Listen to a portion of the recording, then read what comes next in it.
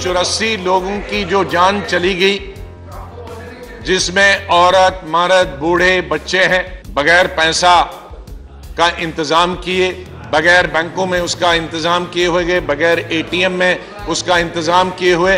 और हिंदुस्तान के कितने गांवों में, कितने देहातों में एटीएम है। तो मेरा सवाल यह था कि इसके लिए जिम्मेदार कौन? ये revenue secretary government of India ने कहा कि हमारा जितना भी पैसा है वो करेंसी सब वापस आएगी। अब सब वापस आएगी तो ब्लैक मनी कहां? फिर ब्लैक मनी क्या? फिर किसके पीछे आप इस पूरे हिंदुस्तान को आपने लाइन में खड़े करके रखा? फिर क्यों ये इतनी जानें चली गई? क्योंकि ये फिर करोड़ों लोगों को इतनी तकलीफ में, और इतने लाखों लोग अपनी नौकरी से, रोजगार से वंचित क्यों रह गए? तो अगर ये पैसा सभी वापस आना था तो ये सब तमाशा करने की क्या जरूरत है? कि रिजर्व बैंक ऑफ इंडिया ने पिछले 10 दिनों से ये फिगर्स देने बंद किए कि कितनी कलेक्शन वापस आ गई। तो इसके पीछे क्या राज है?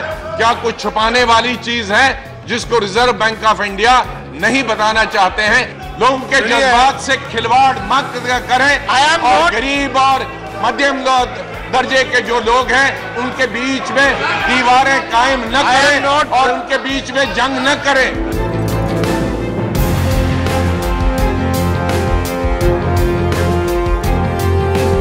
जितने विषय आज आजाद साहब ने उठाए हैं वो सारे उस चर्चा के विषय हैं। सर, ये कहा गया कि चर्चा इस नियम में हो, हम राजी हो गए। ये कहा गया प्रधानमंत्री जी क्या चर्चा में भाग लेंगे? सरकार ने कहा निश्चित रूप से प्रधानमंत्री जी चर्चा में भाग लेंगे। वो सदन में भी आते रहे, लेकिन किसी ना किसी बहाने को लेकर रोज उस चर्चा को रोकने का प्रयास ये सारा विपक्ष करता है। और विपक्ष का ये प्रयास